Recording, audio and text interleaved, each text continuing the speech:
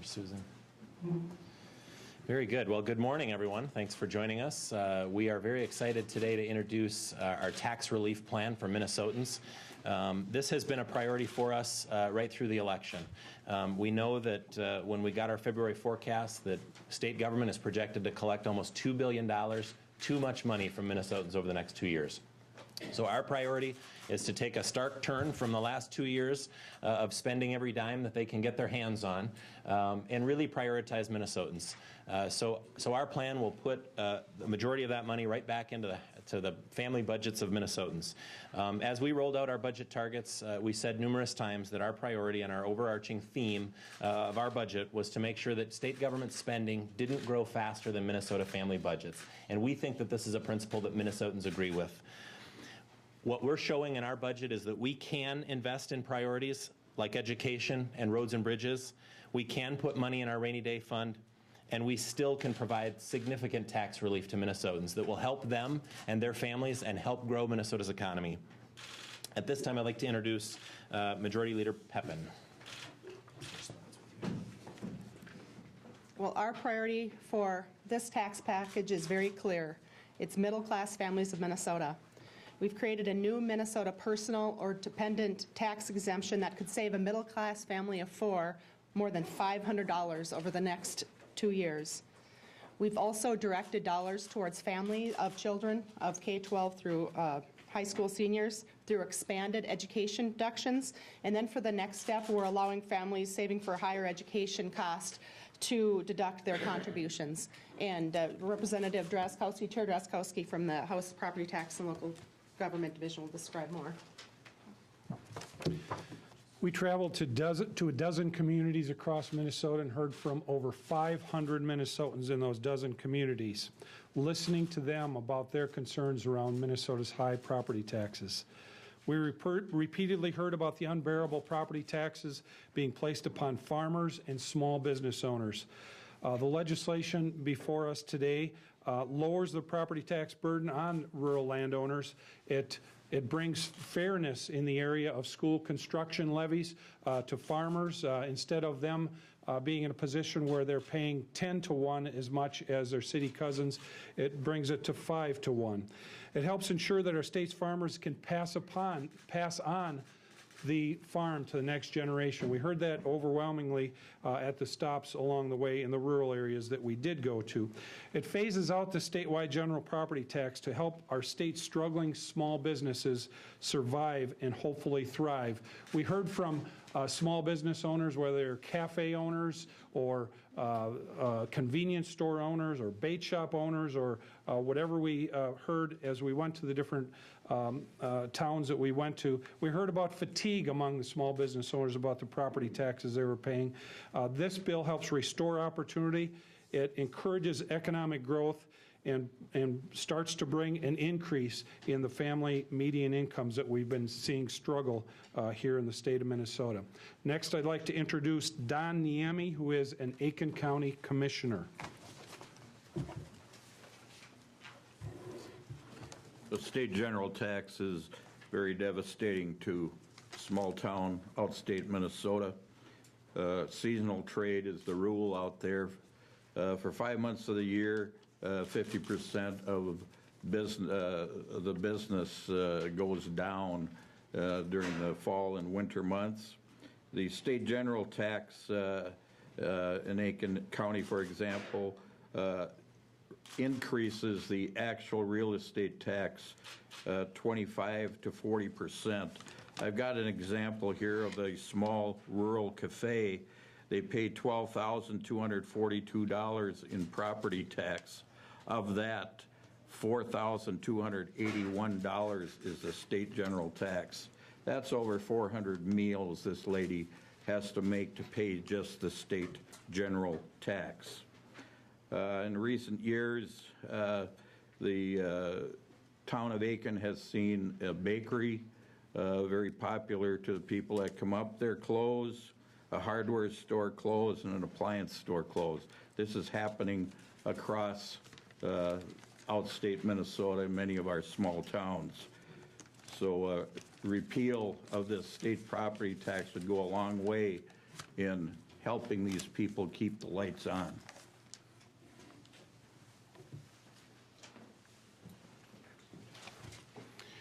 Well, thank you very much for being here today. It's certainly an exciting morning for Minnesotans. You may read in various publications from my good friends on the other side of the aisle that this is more corporate handouts, corporate bailouts, but as you look through the spreadsheets, I hope before statements like that are made, you'll look through the spreadsheets and you'll see that over 75% of this bill is targeted to the middle class and to actual Minnesotans, not corporations. Over 75%. So, that being on the record, this bill really focuses in on the middle class, senior citizens, military, retired military. The fine work of Chair Drazkowski and his committee gives some much needed property tax relief. And this is a very, very bipartisan bill. If you look at provisions in the bill, you'll see that we didn't say whose bill is it, we said what does it do. And so if you look at the various items we put in here, I'm very excited to carry House File 848 from the increase in personal exemptions, Social Security subtractions, long-term care credits, K-12 subtraction, fitness facility subtraction. I had to do some research on that. I wasn't really sure what a fitness facility was. I drove by one once, but it's good for folks that use those types of institutions. 529, Representative Will's bill on 529s. Very, very important for the middle class, for families trying to save for their sons or their daughters' education. Very important part of this bill. Charity care subtractions, long-term care savings plans, master's degree credits, student loan forgiveness is a very, very big part of our bill. So this really hits the middle class. It helps students that have high student loan debt. Section, there's just, as you look through the bill, you'll notice a couple things. You'll notice its bipartisan nature, and you'll notice that it's to help middle-class Minnesotans. So students pursuing college degrees are winners. Aging adults trying to plan for their future are winners in this bill. Families with young children. Innovators working that want to produce and grow jobs. And I would just say that after 2 years of massive tax increases, some Minnesotans I've talked to have simply given up hope. They say we can't take an increased tax burden. But with the 2015 House Republican tax bill, I'm here to tell those taxpayers, don't stop believing. We'll open it up for questions. Thank you very much. Questions? Questions? Can you guys describe the new tax credit that you guys say, the state version of the federal exemption? Yes, thank you. What we're doing there is, at the federal level, you have a $4,000 exemption just because you're you. Every person has that exemption. We thought to spread this out among all Minnesotans, why don't we give a $1,000 credit per person on your Minnesota returns? And so that's what that is. It's a big chunk of our budget, but that's a big chunk of our budget that's going right back out to Minnesotans so they can use their money. And it really, you know, we have two different philosophies here between the Senate and the governor and the House. They seem to want to grow government, grow government. What we're looking at is how do we grow Minnesota families? How do we grow the Minnesota middle class? How do we help Minnesotans grow? Because I happen to believe that they know what to do with their money better than we do. That's just a basic philosophical difference. So what that does is that puts money back in the pockets of every Minnesotan, and it's patterned at this. That's patterned after the federal exemption. We don't go 4,000, we go 1,000. To be clear, that's not $1,000 in people's pockets. That just reduces their liability. So what is a typical person? What does that mean? Well, it's basically what it is. It's a subtraction. It's not a credit, so it's not the whole $1,000. That will affect over 2 million Minnesotans, and it all depends on. It'll depend on, you know, when you get done with your taxes, what your tax bracket is. You know, it'll vary. So you can't say it's going to save this person this much, this person this much, but every Minnesotan will be treated the same on that. And it's actually kind of progressive because what you're doing is you're saying if you're at a lower income rate, you can even knock off more of your income from taxation. What's the total price tag of that? It's about 500 and some million. I don't know if somebody has a spreadsheet here. 538 million? What? 538 million. And that's your biggest single ticket item, isn't it? Yes, it is. And why spend that much on that? Because it's for every Minnesotan. It's many things we're doing might be for college students, military retirees, Social Security recipients. This one hits everybody. Have you done an analysis on the whole package? Is it all going to make the tax code more regressive or more progressive? We haven't done an analysis. That's for Dr. Wilson over at the department to do when he sees what we have here. But there are some real things that make it less regressive in this bill. Yes, sir. Some phase outs, including like on the commercial, industrial, and Social Security benefits that would make it far more expensive in years 5 and 10. Are you setting up a kind of fiscal time bomb here for future legislatures? Very, very good question. And one thing I did not want to do is have the tails explode on us and put us in a situation where we see a lot of deficits. So we've been very careful on a lot of these issues to try and rein the tails in. And we, of course, have to get that by our good chairman of the Ways and Means Committee, and so far, so good. But we're very well aware of that. We don't want to set up a situation where down the road we start hitting deficits. So how much does this cost in out years? In the out years, it's, help me out. Who has a spreadsheet? Okay, 18, 19. We're at about 6.5 billion for 18, 19. So that would be, is it fair to say 3 times what it is now in terms of tax cuts? Could you? What'd you say it was, 6 billion? About tax the cuts? tails for 18 and 19 are about 6.5 billion, And the tax cuts 6.587 this year would billion. be 2 billion, right? Right. So it would be 3 times. Let's get your total cost. No. Because here you're at 5.6. Yeah. See, right now, currently we're at 5.6. So it goes from 5. It goes up about 900 million, which I think is manageable.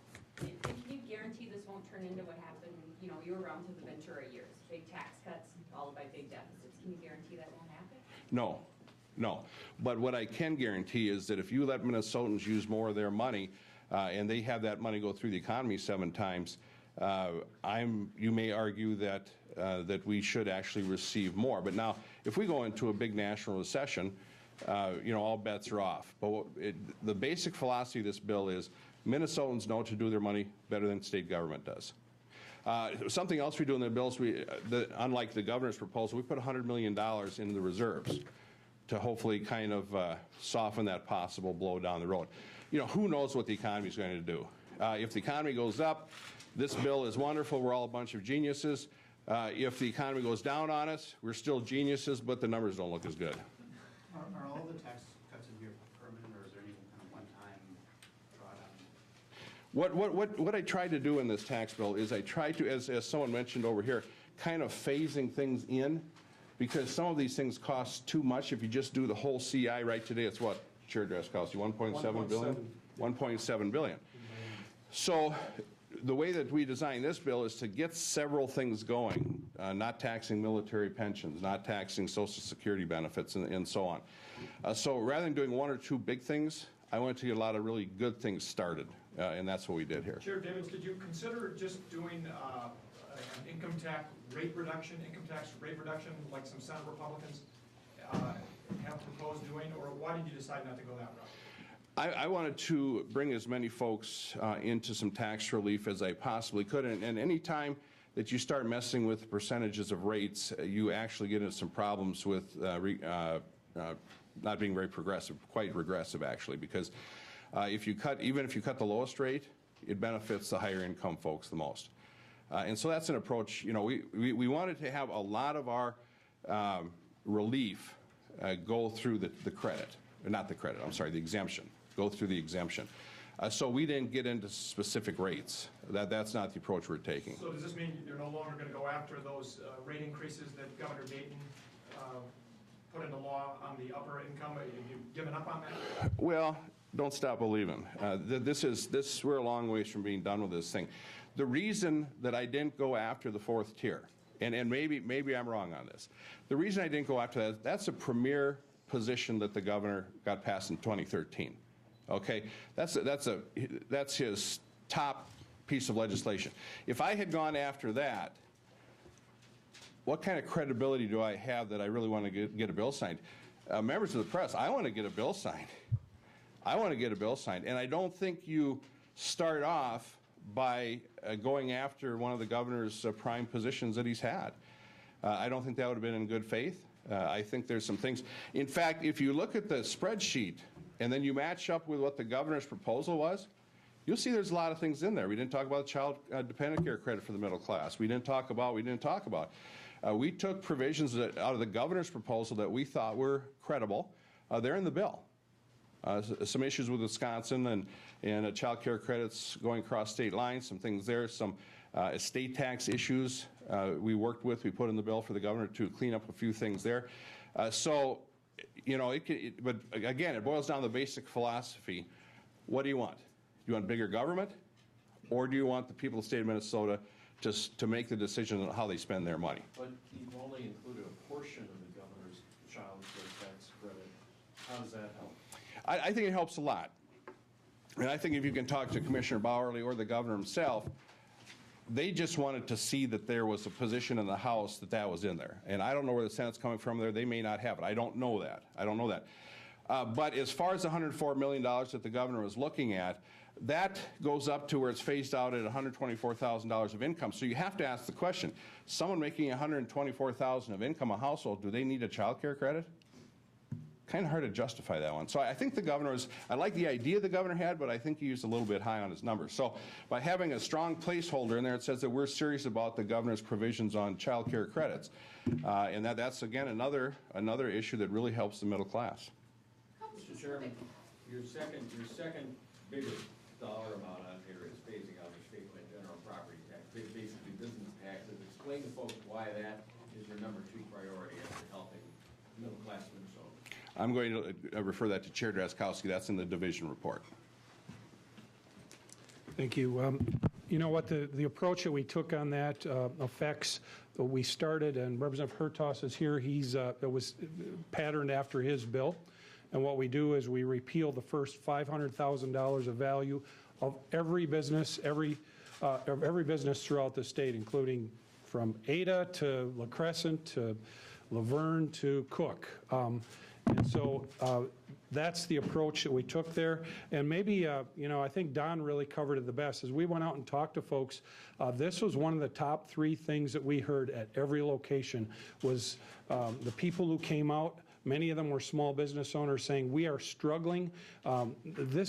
Realize this is this is a property tax on top of those local taxes that each of those businesses pay as well. And so as we try to get our economy going here in the state of Minnesota, we really believe, especially as we went to a lot of these towns, and some of them were really small towns, that this will help get the economy going again, help those folks get back up on their feet and get going so that they don't stop believing.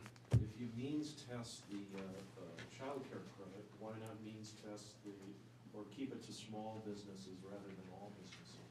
Well, this does affect small businesses the very most. As a matter of fact, and Don and I were talking earlier, and he could maybe speak more to it, but the businesses in my town that I'm in and in Don's town that he's in, I would suspect that this tax probably liberates those businesses from near 100% of their statewide business tax liability. So those are the businesses that it's really going to help.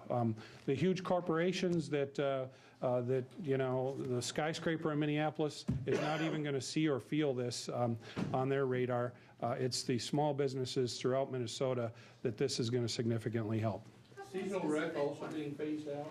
It is, yes, and that How much is that? that's $250,000. The first $250,000 of value is included in the seasonal rec side, which, as I remember, Don, out of the $1.7 billion is about 49 or so million, 43. That's 40 or 50 million out of the 1.7 billion. The name of the city of Minneapolis appears an awful lot in your documents here: LGA, local sales tax, and library aid. Why specifically does that city appear so often?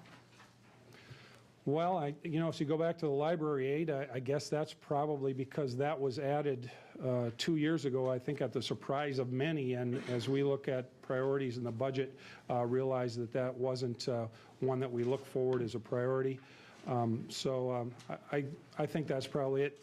The LGA approach, the focus that Representative Quam took with his bill focused on the 4 cities of the first class and realized that they were being paid significantly more than the average of the rest of the cities throughout the state. As a matter of fact, under this bill, those 4 cities on average will still be getting more LGA than the average of the rest of the cities in the state. So Chair David, do you have a sense of how this breaks down overall between rural and metro? Is it skewed to Greater Minnesota? I don't have a breakdown on that. I didn't really look at that. Back to the CI just a little bit here, though. That is, I did ask staff to figure out how much of this is to individuals, how much of this is to corporations and businesses. I think that's important, because when anyone says that this is just for big business, they haven't read the bill. They haven't read the bill. For example, on the CI side of things, I've owned, I don't know how many commercial buildings in my life, a lot. The happiest day in my life was when I bought them. The second happiest day was when I sold them. But I've had many commercial buildings, and I own them all individually. So that's not some big corporation. That's just little old me from Section 28, Sumner Township, Fillmore County, trying to do good things for folks. So that you have to count part of the CI as individual, because there's a lot of individual ownership. And the HERTOS provisions that the division took, if you look at them, they're just amazing. What they do for small-town Minnesota is very, very beneficial. Very, very beneficial. Chair David, you know the governor is probably not going to agree, or the Senate, to a $2 billion tax. We're close. We're close. We're within $2 billion. Yeah. Never, I mean, so I guess, are you going to scale this plan? Is your hope to scale the plan, or is your hope to drop some things and prioritize other things? So at the end of the day, when the budget negotiations happen, what are you going to prioritize? Well, the beauty of many items in House File 848 is that they are scalable. What do you do with military pensions? I mean, only 6 or 7 states tax those anyways. What do you do with Social Security? What do you do with this, that, and the other thing? They're all very scalable. The credit for loan forgiveness, for example, that's all very scalable. So Speaker Dowd and Leader Bach will come up with a number. I'm under no illusions that this bill is going to pass as is, but there's a lot of very good provisions in this bill that help a lot of Minnesotans, and I'd like to keep a lot of them in there. And if it's not $2 billion but $1 billion, we'll work with those numbers. I don't know what the numbers are. I go with the numbers I have. That's exactly what we did here. So, any other questions? Could you talk about the break for cigarette and tobacco? The breaks for cigarette and tobacco, they're significant. I don't know if I'd say breaks. What I would say is that we're not cutting the tobacco tax. The tobacco tax for cigarettes is $2.90. In fact, because of that tax, it has created crime. We have smugglers coming in from North Dakota and from Missouri. So because we are so out of whack with our neighboring states, for example, North Dakota's in the 40s and we're $2.90, all we did on that was stop the inflator. That's all we did. We stopped the inflator. Now, in the governor's proposal, if you look, he's asking for 11 smoking hot tobacco cops. Why do we need those? Because we're so out of whack on our tax on that. I mean, I don't like cigarettes. I don't like them at all. I just don't like it. But you know what? I proposed in the past, let's just ban them. Just ban them. I was the first mayor in the country to ban cigarette machines in a city in 1980 and 8. So to say that we're whacking away at tobacco taxes because we stopped the inflator and didn't cut them at all, I think you need to kind of relook at that a little bit. And can you talk about the vapor products? Yes, that's an interesting bill. Some of those products have kind of been able to evade taxation. They're under the radar screen. And so that's in the bill because I want to take a look at, is there some fairness in the tax on vapor products? At one time they were just the thing that was going to stop all smoking and do all sorts of good things. Hasn't quite turned out that way. But the reason I put that in the bill is I want to look at why are so many things that the vape shops have not being taxed. And we're getting a lot of mail on that, but that's something I want to look at. Well, it's actually a deduction, but see, what's happened is some of the companies are paying a tax right up here at 95%, and some are getting by without paying anything. So yes, there would be a break on that. But that portion of the bill, I put in more for, I want to have a discussion. And I want to work with Chairman Chesky on that issue.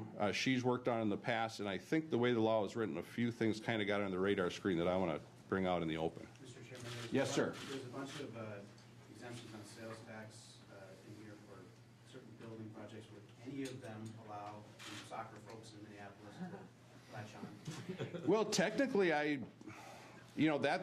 that's more for, no, actually, that wouldn't work. No, because it's private. No, it wouldn't. You're very creative, though. I hadn't actually thought of that. That's interesting, because what we did is we said, back my first year in 1991, we had a budget deficit, and we put sales taxes on purchases by units of government. And that's probably not the best tax policy in the world, but to keep their LGAs where they needed them and so forth, that's what the agreement was. And so I've been slowly carving away at that over the years. We got rid of the sales tax when you purchase an ambulance, when you do this and you do that and the other thing. This is taking it a step further to get rid of more sales tax on more items that local governments purchase. Nothing for soccer. I don't think so, because that's a no. No, there's not.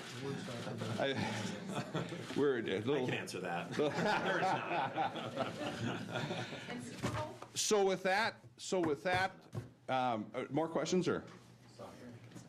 Okay. What I would just say before I turn it back over to the speaker is this. I love this state. This is a bill that, if enacted, would help every person in this state. Do I think the whole thing's going to go? No, I don't. But there's some very good provisions.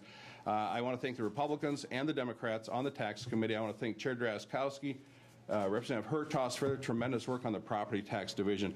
And like I've said, in the various cities in Minnesota, from Adrian to Peterson and from Florence to Henderson, this is a good bill. So thank you again for joining us. We really are proud of this bill. We're proud of the direction that we're headed. Our goal has been from the beginning to give Minnesotans the tax relief that we think they deserve. Let's leave more money in their family budgets. And I'll remind you again that while we're proposing to put more money into Minnesota family budgets, Democrats are again doubling down on the highest gas tax increase in state history, one of the most regressive taxes that you could put in place. And while we want to put more money into family budgets, Democrats again are trying to take more money out of family budgets. And enough is enough. This bill and this budget really shows that our priority is on Minnesota families. We've shown that we can fund our priorities of education, health and human services, senior citizens, lots of things, and still give Minnesotans the tax relief that we know that they want and need, frankly, that will help Minnesota's economy grow and help their families. So with that, any last questions for me? When's this going to be on the floor? That's a good question. Do you know? Next, it'll be, they're all going to go in the next, 8 days, probably 9 days. So we're going to run the entire budget through the next 8 or 9 days. Next week, probably? Should be next week. Either later this week or early next week. So. Don't stop believing. Very good. Thank you all very much. Someone's phoning you. That's me. Is that your phone? Yeah, thanks. Have a good day.